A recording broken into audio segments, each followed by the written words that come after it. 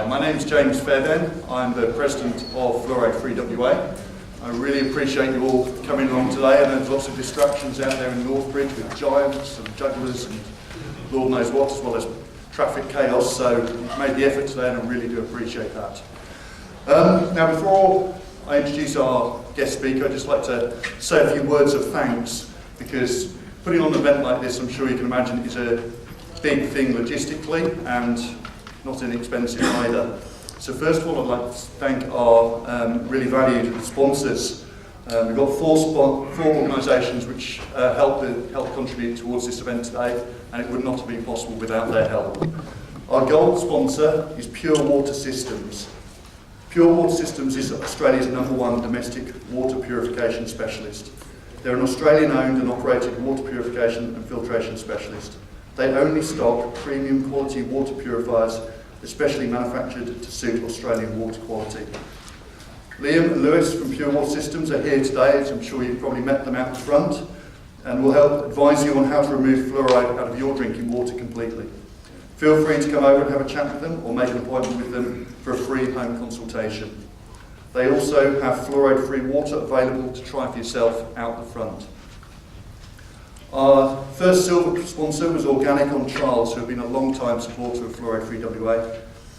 Organic on Charles is a store in North Perth that specialises in organic food. They sell a wide range of fully certified organic fruit and vegetables, as well as groceries. They also have a juice bar, making fresh juices and smoothies with all organic ingredients. And they're at 299 Charles Street, North Perth. Hello. Our second silver sponsor is USANA. USANA is a science-based nutritional health company with a vision of a world free from pain and suffering from degenerative disease. USANA research scientists have identified fluoride as the most electronegative and reactive of all the elements, and strongly encourage its removal from public drinking water. John and Bev from USANA are both here today. Actually, you'll have met them as you came in, giving in your tickets, and are both happy to take your questions. And our third silver sponsor is Michael Brothers Traditionally Pressed Juice, a raw and cold pressed juice company operating from the Swan Valley in WA. They supply the best tasting and healthiest locally sourced fruit and vegetable juices to cafes and independent supermarkets around Perth. The two brothers grew up on fresh produce, pure rainwater and clean air on a broad acre farm in the middle of the wheat belt. And no, there was certainly no fluoride in their water, and yet they all have perfect teeth and no fillings to prove it. So I'd like to just give a round of applause to our three A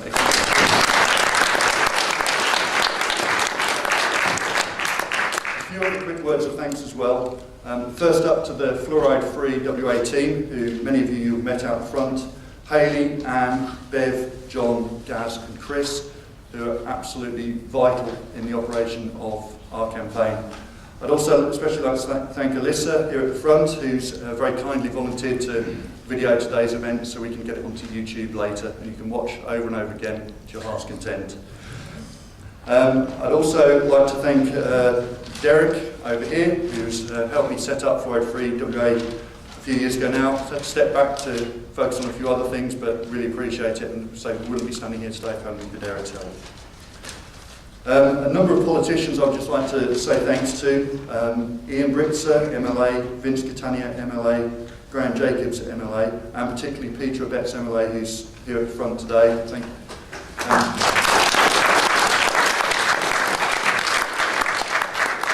The way we're going to end water fluoridation is through the parliamentary process, and without these four excellent politicians assisting us and guiding us and giving us sterling advice, I'd say we'd be a long way off our achievement, but it's really, really appreciated, and thank you for coming on, Peter. In the medical sphere, Dr. Peter Dingle, Dr. David Norcross, Dr. Michael Chong have all been very, very supportive, and I urge you, particularly with David and Michael, have their own amalgam-free dental practices, and we'll be posting their details on our Facebook page soon, so do track them down. My long-suffering wife Stephanie at the front here, who has hardly seen me over the last few weeks, so I've been preparing for all this, and especially Dr. Paul Connett, who's come all the way from New York State, USA, to be with us today. So, Without further ado, let me introduce you properly to Dr. Connett. Dr. Paul Connett is a graduate of Cambridge University, where, amongst others, as well as studying, he once played football with John Cleese of Monty Python. As refrained to say who was a better footballer. He holds a PhD in chemistry from Dartmouth College. Since 1983, he taught chemistry at St. Lawrence University, Canton, New York State. We've got feedback there. Sorry. If I don't move, maybe it will stop. Maybe it's my phone. Maybe my phone is there. Okay. And he specialised in environmental chemistry and toxicology. He retired in May 2006, and over the past 30 years, his research on water fluoridation and waste management has taken him to 49 states in the US, 7 provinces in Canada, and 62 other countries worldwide, where he has given over 2,500 pro bono public presentations. Paul has researched the literature on fluoride's toxicity and the fluoridation debate for nearly 20 years, and he helped found the Fluoride Action Network. He's given invited presentations on the dangers of fluoridation to legislative and research bodies and local communities in Australia, Canada, Germany, Ireland, Israel, Japan, New Zealand, the UK and the USA. This has included invited presentations in 2003 to both the US EPA and the US National Research Council. In 2010, with 2 other authors, he published the book The Case Against Fluoride, which contains 80 pages of citations to the scientific literature. As of this month, there has yet to be a scientifically referenced response to Paul's book.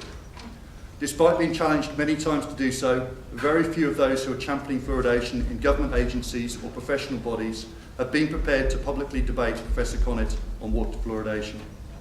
This, coupled with their failure to respond to the book he co-authored, makes it puzzling why they continue to claim that he misrepresents the scientific data on this subject.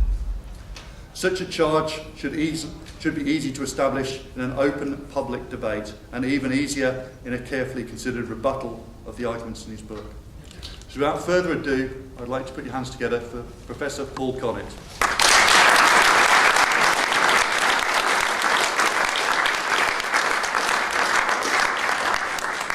Thank you very much, and thank you all for coming. Thank you, James, for organising, and Stephanie, and all the others, and John, and Beverly, I'm staying with. Lovely house. Thank you all for coming. Thank you especially to Peter.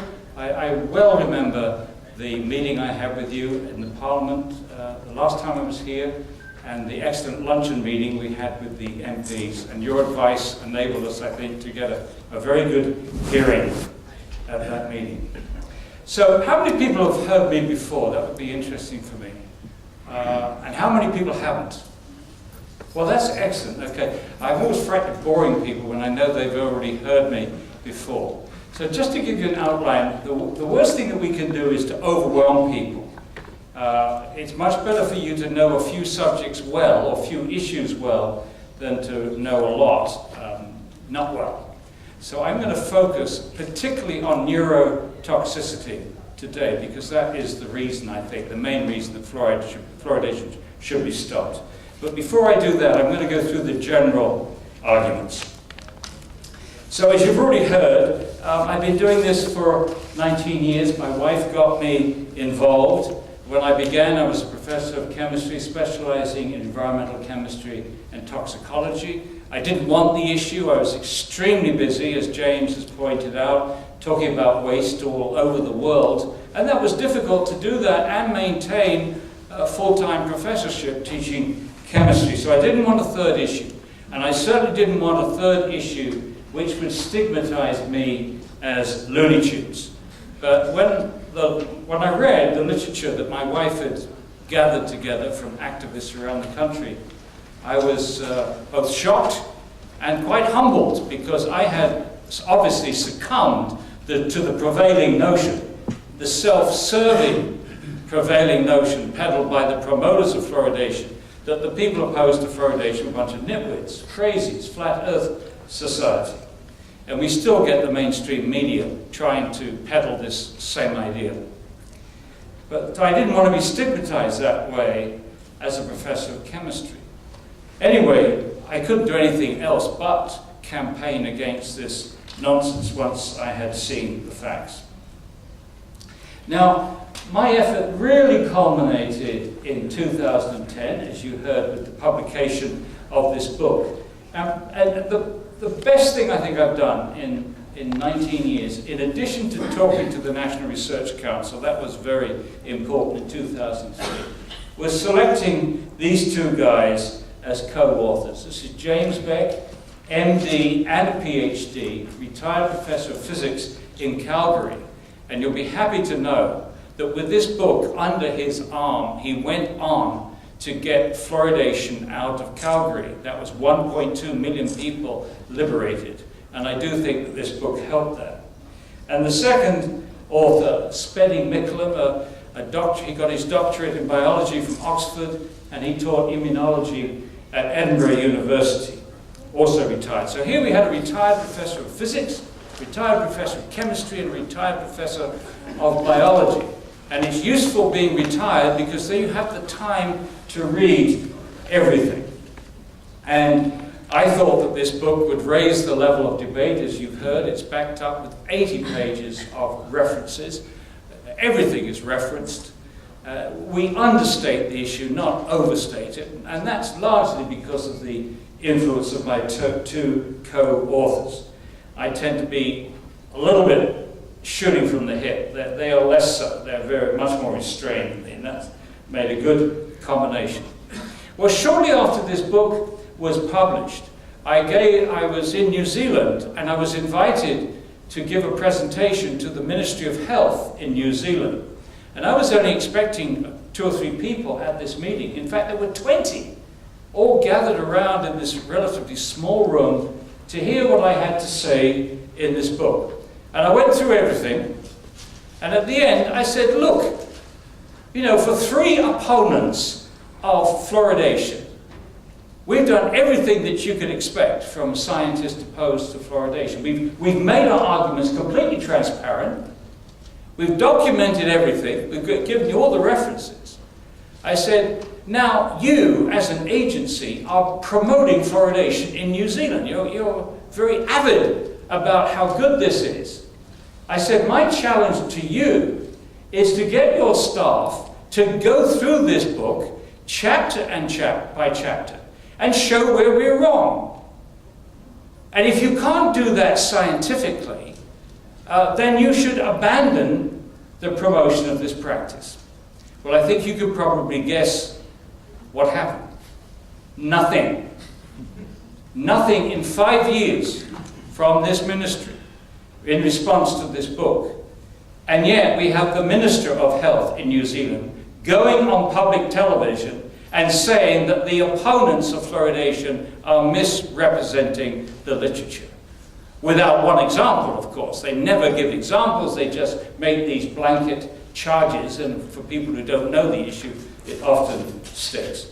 But that really stuck in my throat, this notion that the ministry, after 5 years with all the civil servants at their disposal and all the budget at their disposal, couldn't come up with one scientific response to this book, and yet their minister goes on television, primetime television, and tells everybody that opponents misrepresent the literature.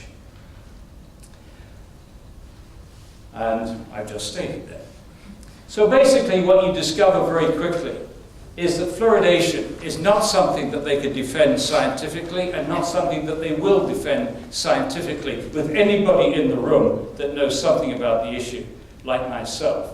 And it's fossilized into a belief system.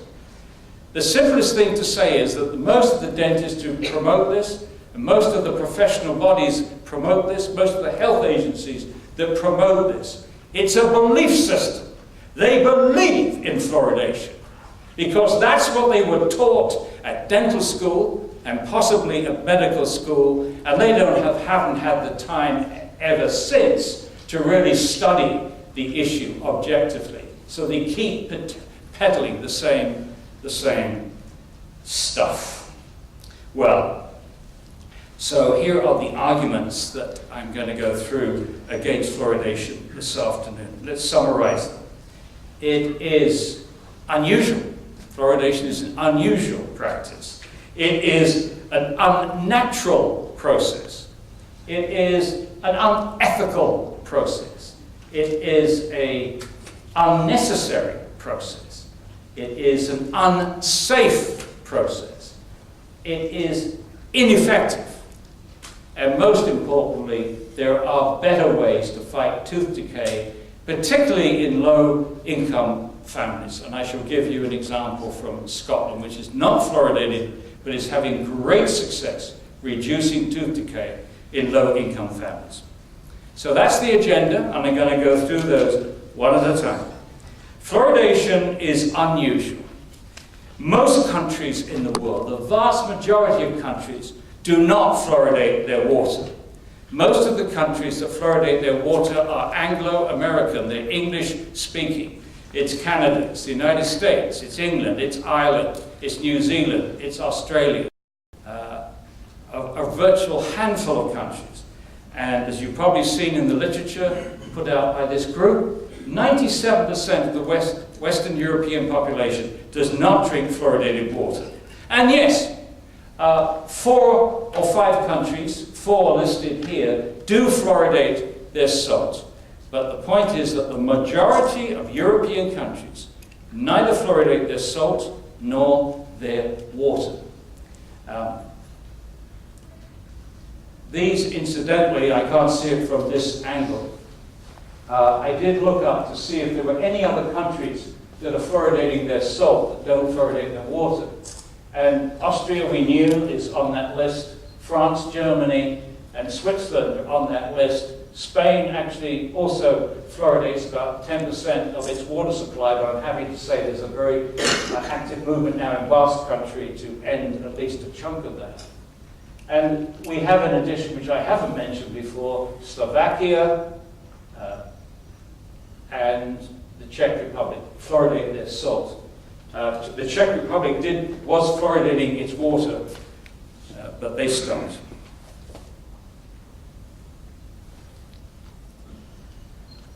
However, despite that information, the World Health Organization, which collects the data, if you look at their data of tooth decay in 12-year-olds, you find that tooth decay is coming down as fast in non-fluoridated countries as fluoridated ones. Now, non-fluoridated ones. Now, if you were a true believer in fluoridation, you say, oh, look at these. You see all these countries here? Look, they're all fluoridated. And look how their tooth decay is coming down. And if you wanted to, you could go to the parents of children in the 1980s, and you could look at their teeth and compare it with their children or their grandchildren in the 2000s, and they'd say, look how successful this has been. My teeth are rotten. I've had people tell me, my teeth are rotten, but my kids are fine. And they assume that the big difference is that their water is fluoridated. Well, before they have too much fun with that, you have to show them this picture, which is the tooth decay in 12-year-olds, the same measurement, again, World Health Organization data, coming down over the same period. And if you put them all together, it's a wash. They're coming down as fast, the tooth decay is coming down as fast in non-fluoridated as fluoridated. And if you look at this period between 2000 and 2005, you're hard pushed to work out which of those symbols represent fluoridated or non-fluoridated countries. So, it's an unusual practice. Next, fluoridation is unnatural. It tickles me how many times the promoters of fluoridation use the word natural. Natural. Fluoride is naturally occurring. Fluoride is naturally in your water. We're just topping it up a little bit. We're just doing more for, if you like, for nature. But I'd like to stress, in fact, in Australia, the Victorian Australian Dental Association actually had a pamphlet which said fluoridation, nature thought of it first. So did nature think of giving fluoride to people first? No.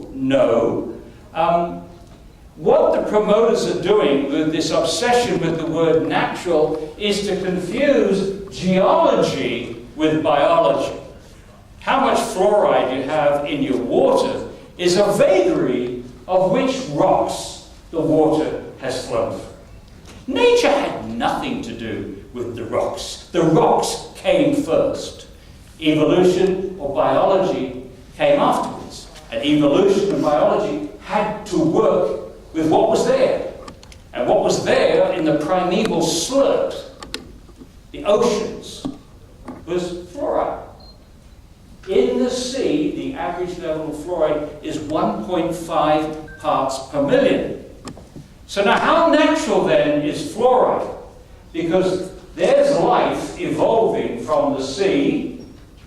How much fluoride did nature put into the mammal, into the human being in this evolutionary process?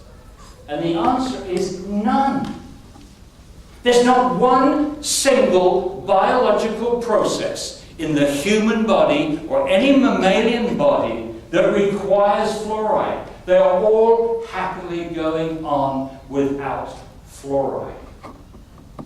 So why are we exposing our bodies to something that nature could not find a use for? So let's continue. So the first clue is that nature says, I can't find any use for this particular element. Let's go on. I've mentioned that already.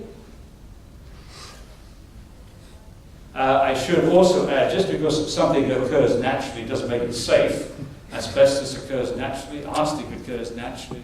And of course, millions of people have had their lives ruined by natural fluoride. In India, China, parts of Iran, parts of Mexico, we have high natural levels. So,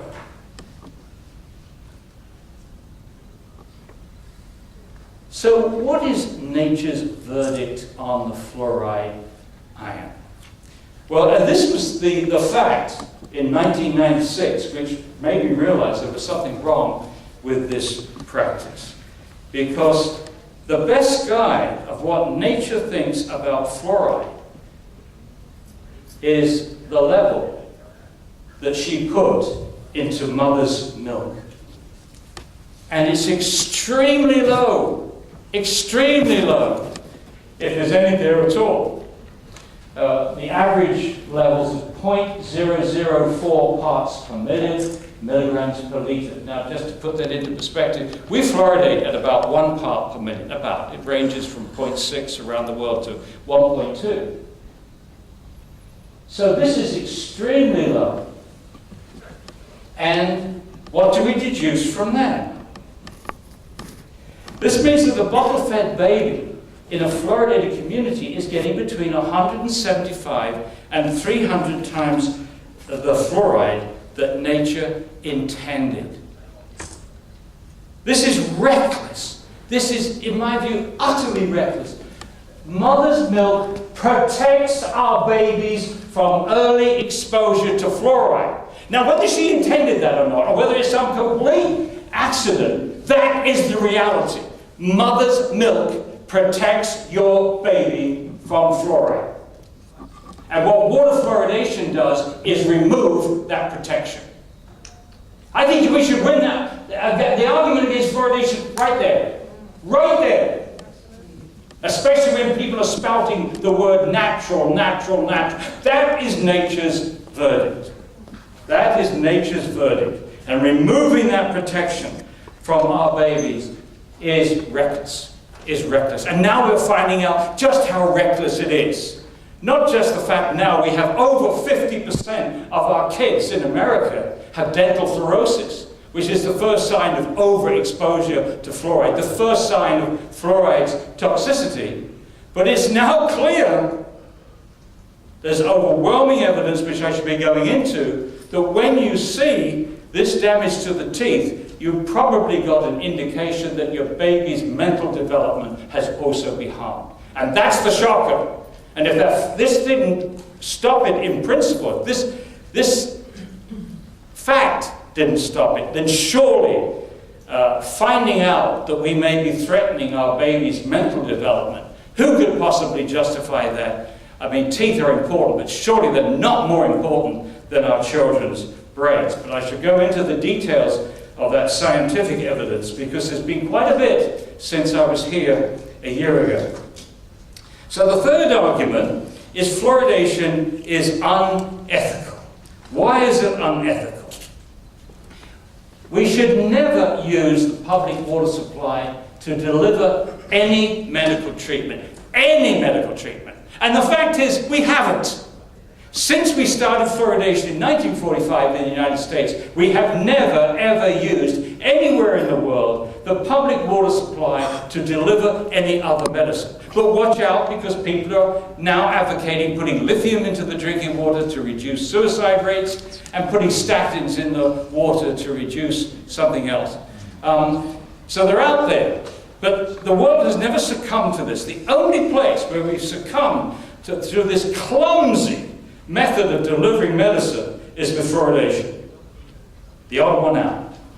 And the obvious reasons why you don't use the public water supply to deliver medicine is obvious. One is you can't control the dose. The dose depends upon how much water you drink and how much fluoride you're getting from other sources as well. It's the total dose in milligrams per day that's going to hurt you, if it hurts you at all. The concentration is not the right indicator. And it's very interesting that promoters of fluoridation consistently and constantly confuse concentration and dose.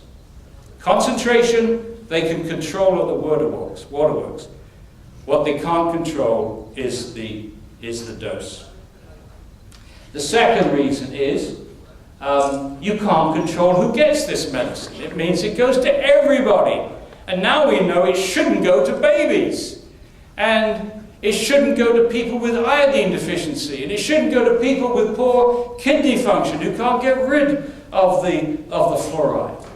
So again, very, very clumsy way of delivering medicine. And then thirdly, it violates the individual's right to informed consent to medication.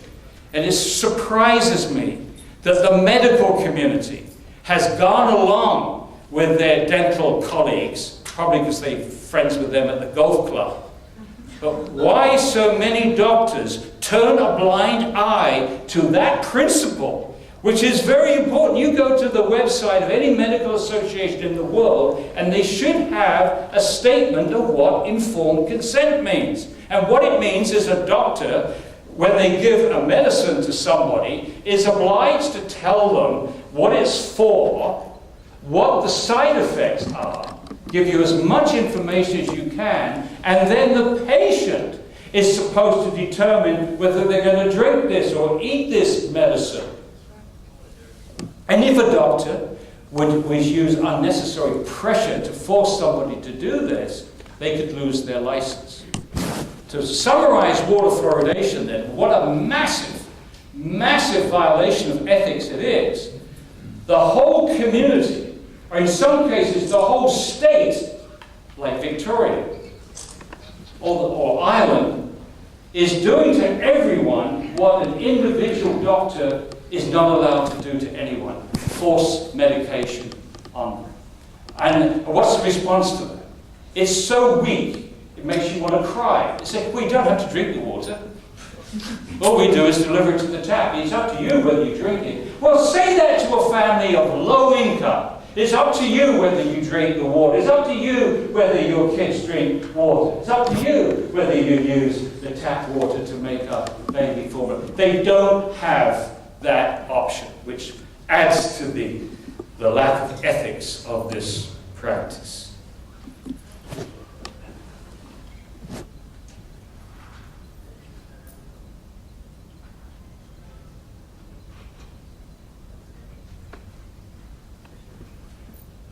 And what adds to this is that the people that are prescribing this medication, the vast majority have no medical qualifications. The the people that we elect to office. We don't elect them to office because they're doctors. So we're having this prescription given to us by people with no medical training. No agency is monitoring side effects.